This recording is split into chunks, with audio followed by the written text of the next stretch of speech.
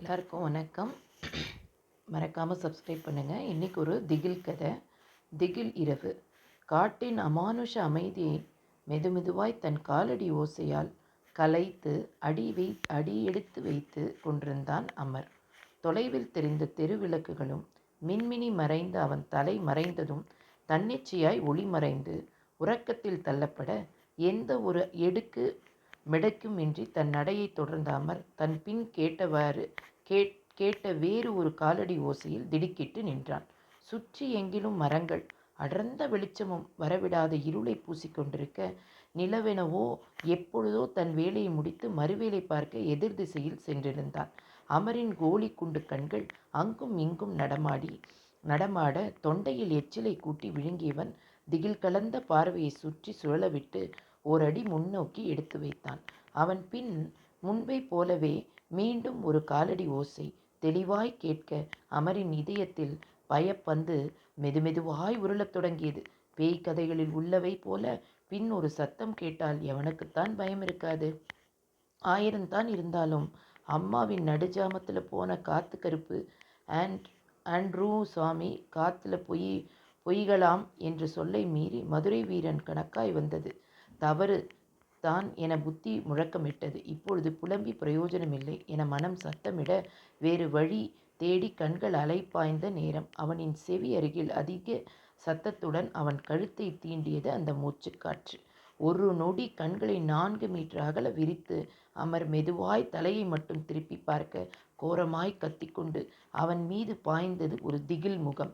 அம்மா என அலறிக்கொண்டே கீழே விழுந்த அமர் பதறிப்போய் கண்களை திறக்கவும் அவன் முன் இருந்த அந்த பயமுறுத்தும் முகம் எங்கோ காணாமல் போயிருந்தது. சில நொடிகளில் வேர்த்து விடுவிறுத்து போயிருந்த அமரின் இதயம் 100 மீட்டர் வேகத்திற்கு செல்லும் இன்ஜினை போல வேகமெடுத்து துடித்து கொண்டிருக்க, அதை ஆசுவாசப்படுத்தி இயலாத நேரம் சட்டென அவன் முன் ஒரு உருவம் பயங்கரமாய் கத்திக்கொண்டே தலை விரித்து ஓடி வந்தது. அதை கண்ட அமர் வாயடைத்து உறைந்து நிற்க, அவன் நகரும் முன் அவனை நெருங்கியிருந்த அந்த பயங்கரமான பேய் அவன் கழுத்தை பிடித்து அந்தரத்தில் தூக்க, ஐயோ பேய் என அலறிய அமர் பலத்த சத்தத்துடன் கீழே விழுந்தான். மூச்சு முட்ட கழுத்திலிருந்து வலியை போக்க கைகளால் தேய்த்தவன் வாயாலும் மூக்காலும் மாற்றி மாற்றி மூச்சு விட்டு எழுந்து நின்றான்.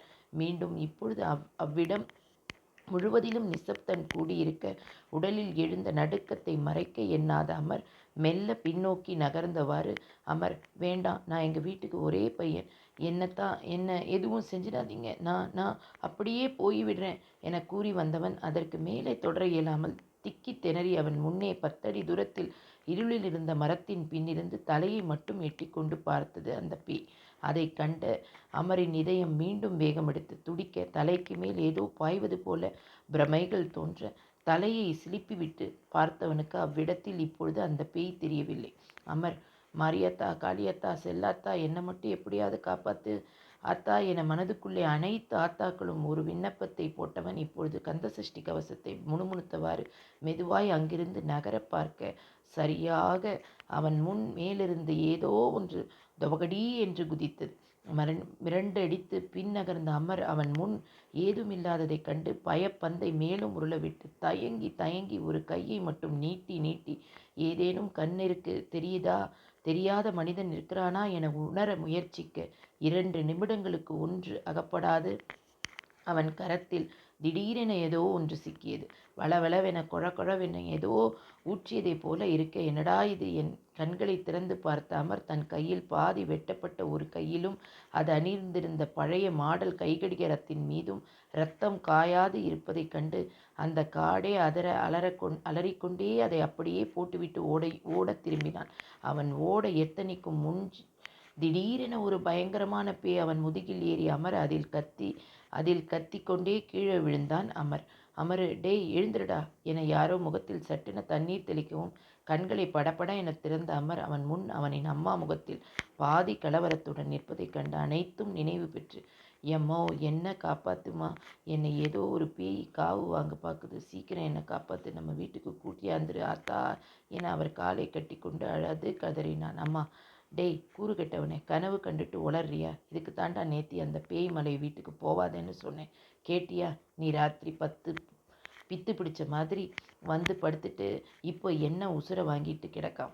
போய் தண்ணியை பிடிச்சிட்டு வா, லாரிக்காரன் போயிட போகிறான் என்றவாறு 2 சில்வர் குடங்களை அவனிடம் கொடுத்துவிட்டு இன்னும் கரித்து கொட்டியவாறு சென்றான்.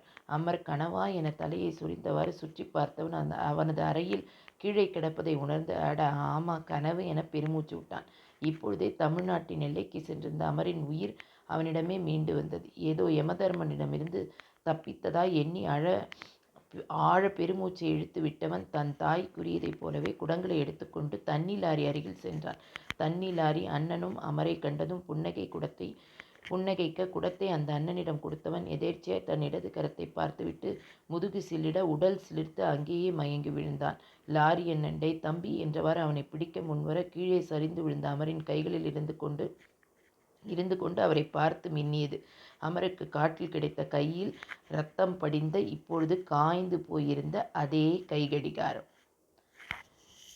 மறக்காமல் ஷேர் பண்ணி சப்ஸ்கிரைப் பண்ணுங்கள். தொடர்ந்து ஒரு கதைகளாக பார்க்கலாம். தேங்க்யூ ஸோ மச் ஃபார் வாட்சிங்.